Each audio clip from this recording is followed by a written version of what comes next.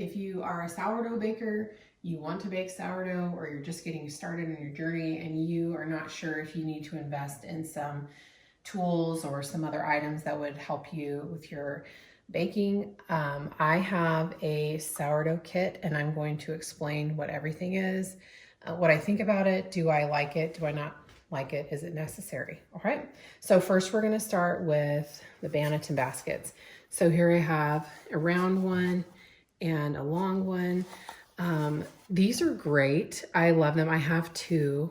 Now I have two more. But I also use anything else I have. And because I bake generally 8 at a time, I also have metal bowls that I use. And I have some glass serving dishes that I got from Costco that are the perfect size. So these are what I have used to bake the loaves today. So you can use anything to proof your dough in, and I love these, but I don't have enough, so I use anything I have. And I take a tea towel, I set it in here like this, I dust it with flour, and then I put my dough in and it comes out great. So it's an option. You don't have to have these, but they are really nice. And I do like, if I have to do an overnight proof in the fridge, that the loaves in these are not wet. The towels are not really wet, so it kind of absorbs the moisture. So it's really good for those, and I prefer them in the fridge for overnight proofing. Also, they do come with covers generally, and you can wrap them around. You can put them underneath the dough, or you can also use them as a cover on top. Some people do that. I think it's fine. I don't like that if dough sticks, it's going to get really gross, which is what happened to my first set, and I didn't know how to use them properly. So just something to think about.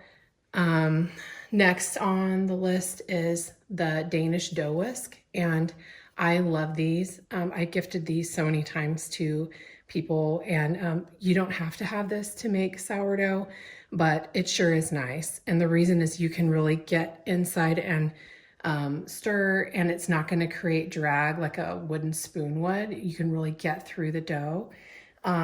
Love these. Another option that doesn't come with a kit is a all wooden Danish dough whisk, and I really love this as well, just because of how easy it is to clean compared to this, because you're not cleaning in between all those. But it's worth it to have for the ease. And I don't just use this for sourdough, I use it for all kinds of things as well. So great. I highly recommend these, but if you don't want to buy the whole kit, you can get these for around $5 on Amazon.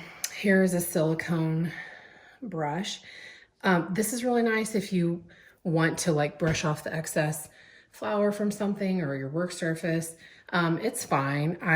If I had to take it or leave it, I would leave it. I don't think it's necessary. I just use my hands, but I would use this for other applications. Next is a bread sling. And that is putting your dough on this, putting it in the Dutch oven, and then being able to take it out.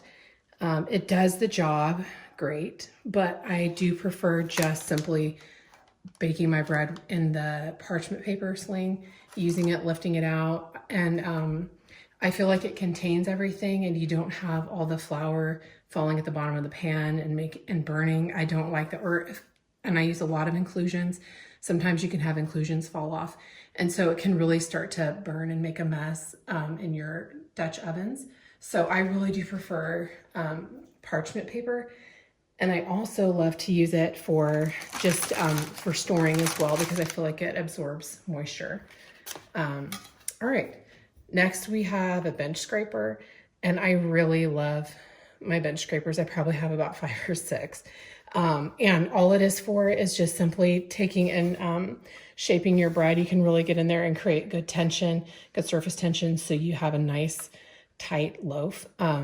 So these are really great. You do not need them. You can also simply use your hands for the same thing and it'll be fine. But I love these for so many things. All right, next is a lame or a lame.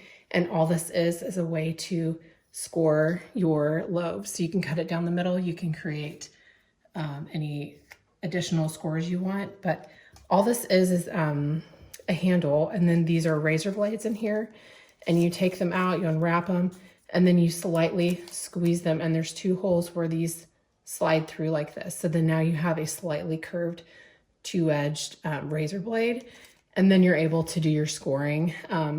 I like it all right. This is what I started with, but after using about 4 different scoring tools, I've gone to an X-Acto knife, and I love it a lot more, and it's cheaper. So this is great if you're starting. If it comes with your kit, use it, but it's not necessary. And it also comes with a little leather, or this is a faux leather pouch that these can all slide in, so you're not accidentally cutting yourself. So last but not least, here's a bread storage bag, and I believe this is made out of linen, but it doesn't seem like it's 100%. But anyway, traditionally, bread was stored in linen bags, and it's supposed to keep it fresh and soft. I haven't tried it, but I'm going to and see how I like it. The way I've always done it is simply taking a Ziploc bag and opening it up, and I literally just take my loaves and slide them right in, paper and all, and then just store them on the countertop, and they stay fresh. I have a large family, so we go through quite a bit, and it works great. It goes great in the freezer or the fridge or on the countertop.